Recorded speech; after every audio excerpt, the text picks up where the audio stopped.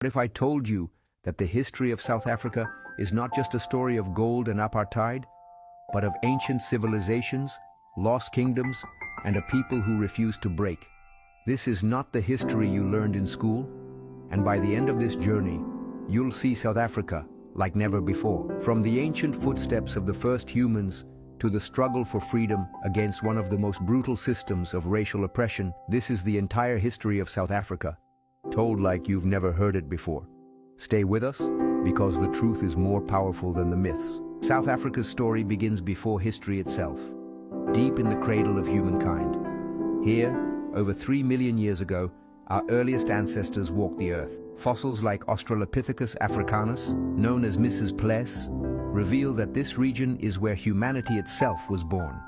Fast forward to 200,000 years ago, the first Homo sapiens, people just like us, emerged in southern Africa. These early humans were more than hunters and gatherers.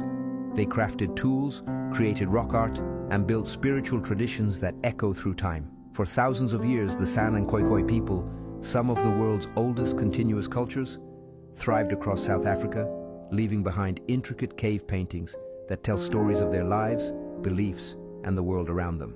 By 500 CE, powerful migrations reshaped the region. Bantu-speaking peoples arrived, bringing ironworking, agriculture, and new ways of life. This wasn't just movement, it was a cultural revolution. One of the most mysterious and impressive sights from this era is Mapungubwe, a kingdom that rose in the 11th century. At its peak, Mapungubwe was a wealthy trading hub, dealing in gold, ivory, and glass beads from distant lands. The discovery of a golden rhinoceros buried with royalty proves that African civilizations were thriving long before European contact. Yet for centuries, these stories were hidden, deliberately erased to deny Africa's rich and complex past. In 1652, everything changed. The Dutch East India Company established a supply station at the Cape of Good Hope. But it wasn't just a stop for ships, it was the start of colonial domination. The Dutch settlers, later known as Boers, began seizing land, pushing the Khoikhoi people to the margins. For the first time, South Africa became a battleground between African sovereignty and European ambition. As the Dutch expanded, conflicts ignited. The Xhosa people, fierce defenders of their land, waged a series of battles known as the Frontier Wars, a struggle that lasted over 100 years.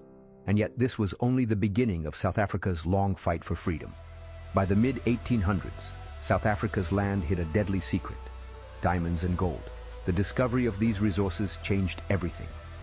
In 1867, the first diamond was found near Kimberley. And in 1886, gold was discovered on the Witwatersrand, the largest gold deposit on Earth. These discoveries triggered a rush of fortune seekers and the rise of powerful industrialists like Cecil Rhodes, whose ambitions laid the foundation for racial segregation. To fuel their empires, the British and Boer elites exploited African labor, forcing thousands into brutal mining conditions. These systems of racial and economic oppression would later evolve into apartheid, but the seeds were already sown. In 1948, the nightmare became law. The National Party introduced apartheid, a system designed to strip black South Africans of their rights, their land, and their humanity. Black South Africans were forced into homelands, denied basic rights, and subjected to constant surveillance. But where there is oppression, there is always resistance. Heroes emerged: Nelson Mandela, Albertina Sisulu, Steve Biko, and thousands of others who risked everything to fight apartheid. In 1964, Mandela was sentenced to life imprisonment, but the spirit of freedom could not be caged. International pressure grew, protests erupted, and by 1990, Mandela walked free. In 1994, after decades of struggle, South Africa held its first democratic election, and Nelson Mandela became the nation's first black president. Apartheid had fallen, but the scars remained. Post-apartheid South Africa is a story of both hope and struggle. The Truth and Reconciliation Commission, led by Archbishop Desmond Tutu, sought to heal a wounded nation. But deep inequalities, rooted in centuries of colonialism, still persist. Yet, South Africa remains a land of resilience.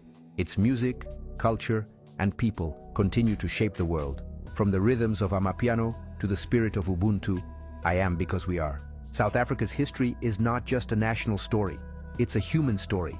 A story of ancient kingdoms, colonial greed, and the unbreakable spirit of a people who refused to be silenced. And here's the truth, this story isn't over. It's still being written today. If this journey through history moved you, there's so much more to uncover. Hit that subscribe button and turn on notifications.